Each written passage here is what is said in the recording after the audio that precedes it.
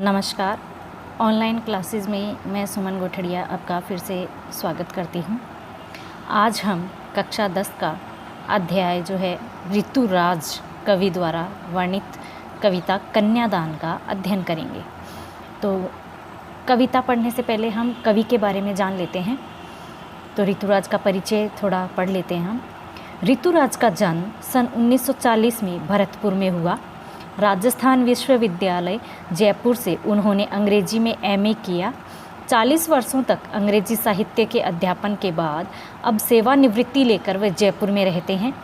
उनके अब तक 8 कविता संग्रह प्रकाशित हो चुके हैं, जिनमें एक मरण धर्मा और अन्य पुल पर पानी, सूरत नीरत और लीला मुखारविंद प्रमुख है। उन्हें सोमदत्त परिमल सम्मान, मीरा पुरस्कार, पहल सम्मान तथा बिहारी पुरस्कार भी मिल चुके हैं। तो सबसे पहले हम इसके शब्दार्थ जान लेते हैं। कविता के जो कठिन शब्दार्थ हैं उनके बारे में हम पहले पढ़ लेते हैं, उसके बाद कविता शुरू करेंगे। तो पहला है हमारा प्रामाणिक। प्रामाणिक का मतलब वास्तविक। उसके बाद है दान। दान का मतलब कन्यादान। लड़की का दान मतलब कन्यादान, यानी विवाह की एक रीति है। फिर है पूंजी। पूंजी यानी कि संचित धन, इकट्ठा किया हुआ धन। फिर है सयानी। सयानी मतलब कि समझदार। आभास। आभास का मतलब होता है अनुमान, अनुमान लगाना। फिर है बाँचना। बाँचना का मतलब पढ़ना या समझना। उसके बाद है पाठिका। पाठिका यानी कि पढ़ने वाली। धुंधले यानी कि अस्पष्ट, कम दिखाई देने वाला, प्रकाश कम दिखाई देना यानी कम चमकदार। फिर है अपना लयबद्ध। लयबद्ध। लयबद्ध का मतलब है स्पष्ट या लय में बधी हुई, एकदम क्लियर। उसके बाद अपने आगे के जो शब्दार्थ हैं वो है झांक कर। ये अपना यहाँ से होगा झांक कर। झांक कर यानी देख कर। चेहरा यानी मुख। फिर है रीझना। रीझना मतलब इतराना या मुग्ध होना अपनी सुंदरता पर, या ज़्यादा प्रसन्न होना। फिर है जलने के लिए। जलने के लिए यानी कि आग लगाने के लिए या आत्महत्या करने के लिए या खुद को जलाने के लिए। शाब्दिक भ्रम यानी कि ऐसे शब्द जो भ्रम में डाल देते हैं। फिर लड़की जैसी। लड़की जैसी मतलब कमज़ोर, क्योंकि लड़कियों का, औरत जो होती है या लड़की जो होती है उसका पर्याय हो गया कमज़ोर होना। तो यहाँ लड़की जैसी का मतलब कमज़ोर या दूसरों पर निर्भर। तो ये हमारी कविता के जो शब्दार्थ हैं वो हमने जान लिए हैं। अब हम कविता पढ़ेंगे। अब हम कविता पढ़ते हैं कन्यादान। कवि के बारे में थोड़ा सा परिचय हमने पढ़ लिया है कि उनको कौन से सम्मान मिले हैं, कौन से पुरस्कार मिले हैं, और उनका जन्म कहाँ हुआ, और उन्होंने अपनी शिक्षा दीक्षा कहाँ ली, ये सब हम पढ़ चुके हैं। अब उनकी कविता पढ़ते हैं कन्यादान। कितना प्रामाणिक था उसका दुख, लड़की को दान में देते वक्त, जैसे वही उसकी अंतिम पूंजी हो। यहाँ किसका वर्णन है? यहाँ उस माँ का वर्णन है जो अपनी कन्या का विवाह करके उसका कन्यादान कर रही है, यानी उसको वर के हाथों में उसका हाथ दे रही है। तो बेटी का कन्यादान करते समय माँ का जो दुख था वो कितना प्रामाणिक यानी कितना वास्तविक था, कितना सच्चा था। और क्यों था? लड़की को दान में देते वक्त जैसे वही उसकी अंतिम पूंजी हो। लड़की का जो कन्यादान जो माँ कर रही थी, तो उसको दान में देते वक्त उसको ये लग रहा था कि वो ही उसकी अंतिम पूंजी थी, यानी उसके पास जो कुछ था वो यही था। और यह सोच करके वो क्या हो रही थी? दुखी हो रही थी। उसे ऐसे लग रहा था कि मानो जीवन में जो कुछ उसने प्राप्त किया है वो ही उसकी पूंजी थी, और जो कुछ उसने सिंचा है वो सारा वो क्या कर रही हो, उससे वो अब बिछुड़ रही हो, वो सब कुछ अब वो दान कर रही हो। और माँ का ये जो दुख था वो दिखावा नहीं था या कोई रीति रिवाज निभाना मात्र नहीं था बल्कि प्रामाणिक था, यानी वास्तविक था, और उससे हर एक कन्या की माँ जो है वो गुजरती है। आगे पढ़ते हैं। लड़की अभी सयानी नहीं थी, अभी इतनी भोली सरल थी कि उसे सुख का आभास तो होता था लेकिन दुख बाँचना नहीं आता था। पाठिका थी वह धुंधले प्रकाश की, कुछ तुकों और कुछ लयबद्ध पंक्तियों की। तो यहाँ क्या हो रहा है, क्या कहा, कवि क्या कह रहे हैं कि कन्या जो है वो अभी सयानी नहीं थी, यानी उसकी उम्र जो है वो कम थी, और माँ कन्या को क्या कर रही थी, अभी कुछ व्यावहारिक ज्ञान देना चाहती थी, शिक्षा देना चाहती थी। लड़की अभी भोली थी, सयानी नहीं थी, सरल स्वभाव वाली थी। इतनी भोली और सरल थी, यानी सरल स्वभाव वाली और भोली भाली लड़की थी।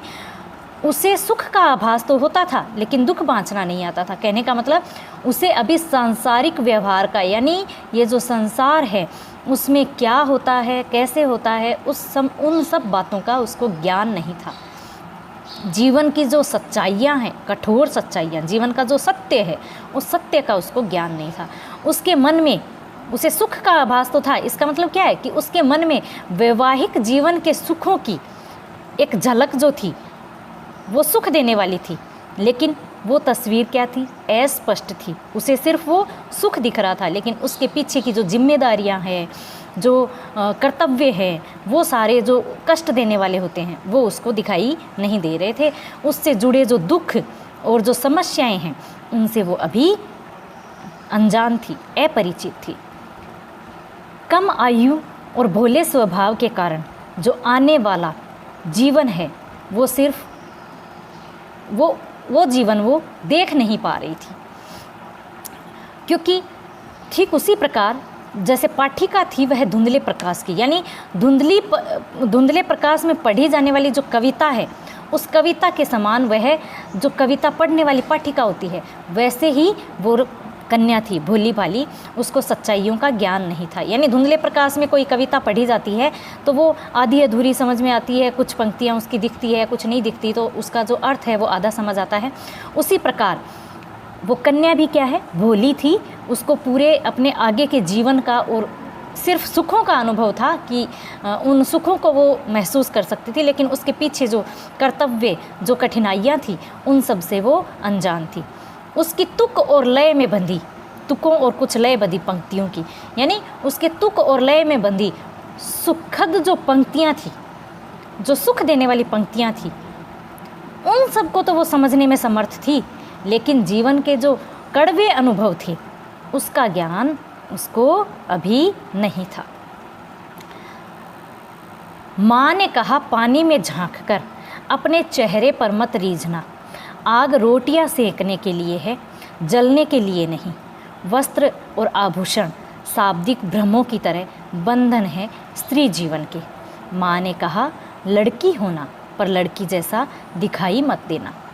तो यहाँ जब वो विदा होकर के अपने ससुराल जा रही है तो ससुराल जाने वाली बेटी को शिक्षा देते हुए माँ कह रही है कि बेटी, ससुराल में अपनी सुंदरता पर बहुत प्रसन्न होकर मत रहना, यानी चेहरे पर मत रीझना, मतलब अपनी सुंदरता पर ज़्यादा घमंड मत करना या सुंदरता पर ज़्यादा रीझना मत।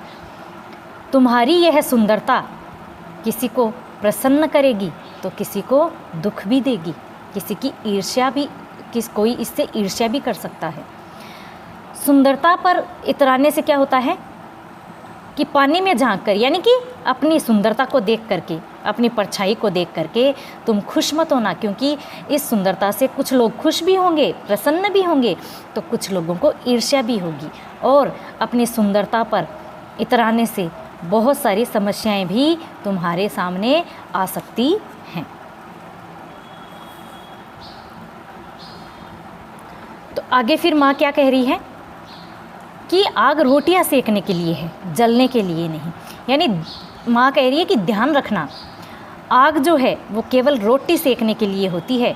कभी भी गुस्से में आकर या तनाव में आकर आग लगाकर जल मरने की बात मत सोचना, यानी जलने के लिए नहीं है। तो जलकर मरने की कभी मत सोचना उस आग से, वो आग सिर्फ रोटियां सेकने के लिए है। हमेशा अपनी सूझबूझ और अपने दिमाग से काम लेना और समस्याओं का सामना करते हुए जीना। आगे माँ कह रही है, वस्त्र और आभूषण शाब्दिक भ्रमों की तरह बंधन है स्त्री जीवन के। यानी ससुराल में कीमती वस्त्र और आभूषण यानी गहने पाकर के स्त्री जो है वो बहुत खुश हो जाती है, तो तुम ऐसा मत करना। ये गहने, कपड़े, जेवर, जो वस्त्र, आभूषण जो भी है वो सब क्या करते हैं, ये भ्रम में डालते हैं, भ्रम में डालने वाले शब्दों की तरह होते हैं। ये स्त्री को बंधन में बांध लेते हैं, एक तरह की हथकड़ियाँ होते हैं ये, और हथकड़ियों के रूप में हमें बांध लेते हैं और हम इनमें बंद कर रह जाते हैं। इनके मोह में फंसकर सही सोच से दूर मत हो जाना। यानी तुम इनके मोह में, वस्त्रों और आभूषणों के मोह में कभी भी सच का सामना करने से पीछे मत हटना।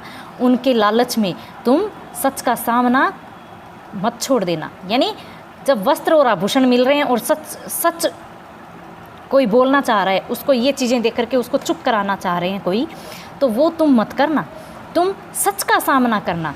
वस्त्र और आभूषण उनके लालच में मत आना, उनमें फंसकर सही राह से दूर मत हो जाना। माँ ने कहा, एक लड़की होना पर लड़की जैसा दिखाई मत देना। यानी यह सही है कि तुम एक लड़की हो, किंतु लड़की होना कमजोरी होना नहीं है, बल्कि स्वाभिमान के साथ जीना है। कभी भी अन्याय और अपमान सहन मत करना, उनसे समझौता मत करना, हमेशा क्या करना, उनका सामना करना।